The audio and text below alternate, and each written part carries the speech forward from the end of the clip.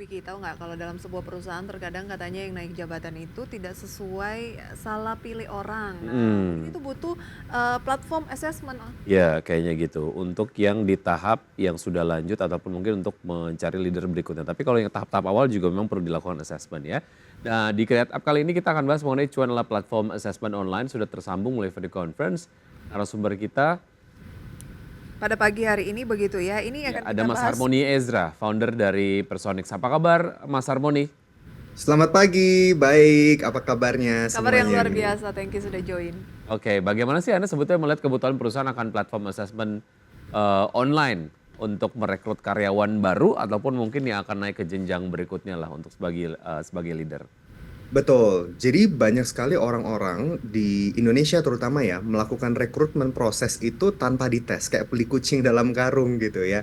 Dimana kalau misalkan zaman sekarang kalau ngetes itu juga banyak tes yang gratisan dan kalau kita beli di toko buku pun juga banyak kecurangan-kecurangan yang terjadi gitu. Apalagi sekarang udah ada ChatGPT, kita bisa bikin CV yang bagus, menarik gitu ya. Hmm. Padahal belum tentu orang yang direkrut pun merepresentasikan CV tersebut gitu. Nah, jadi tantangan-tantangan ini menjadi nyata untuk kita hadapi ya. Ngerekrut orang ini nggak gampang kalau misalkan kita nggak mengidentifikasi talentanya gitu ya, nggak mengidentifikasi kemampuannya, pola pikirnya, perasaannya. Jangan sampai begitu di rekrut ternyata begitu tertekan, izin ke toilet nggak balik-balik, izin sebat nggak Oh. balik-balik. Itu sering banget terjadi Nah, ya. itulah yang dikerjakan oleh Personix ini, begitu ya.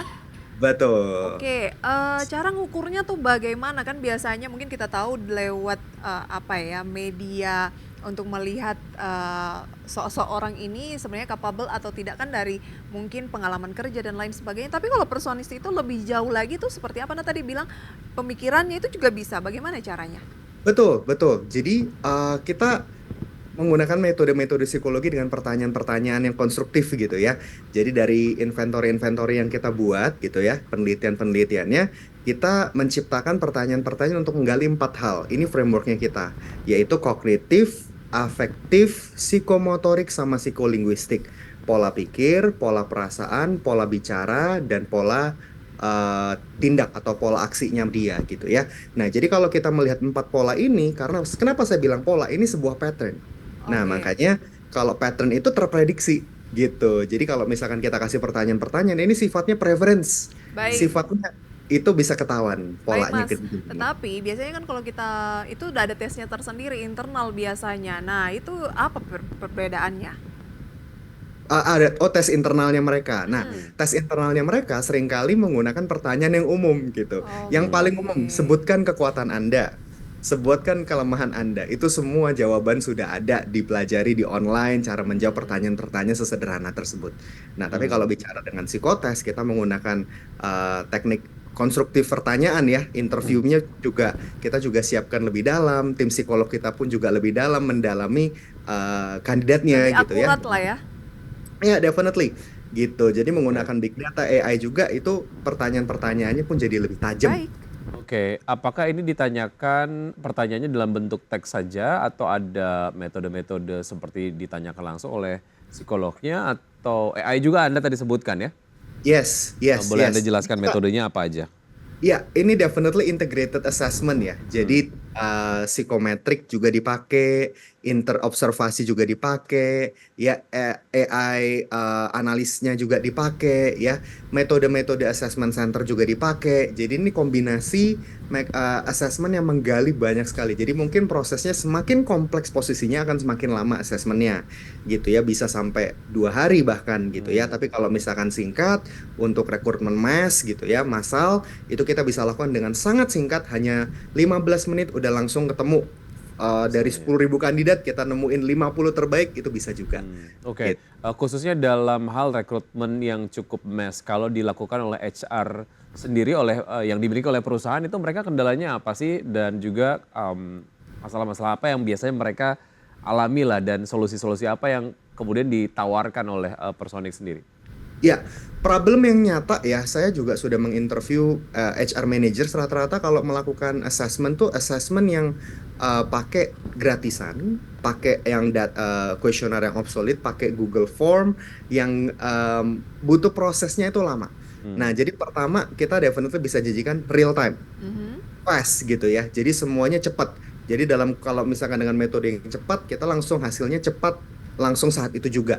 Kalau zaman dulu mesti diproses minggu, 2 minggu, kita jadi cuman langsung orang ngerjain tes, kita langsung bisa filtering berdasarkan skornya langsung. Baik, Nah, lebih canggih oh lah ya, ya.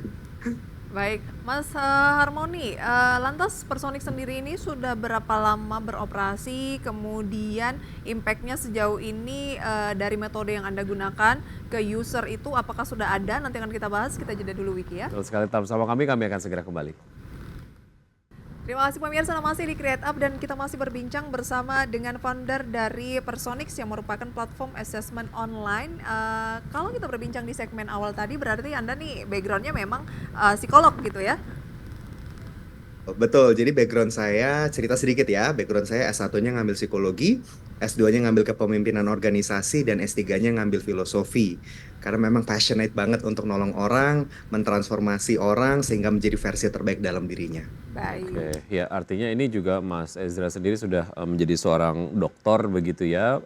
Ini Betul. kemudian memang memiliki totalitas yang luar biasa dalam profesinya. Ya. Kemudian juga membuat startup ataupun perusahaan rintisan yang membantu perusahaan-perusahaan untuk mendapatkan SDM dengan kualitas yang sangat baik. Oke, efektivitas dari metode yang dilakukan lah untuk yang mass recruitment, kemudian juga untuk yang mengakses calon leader di sebuah perusahaan gitu.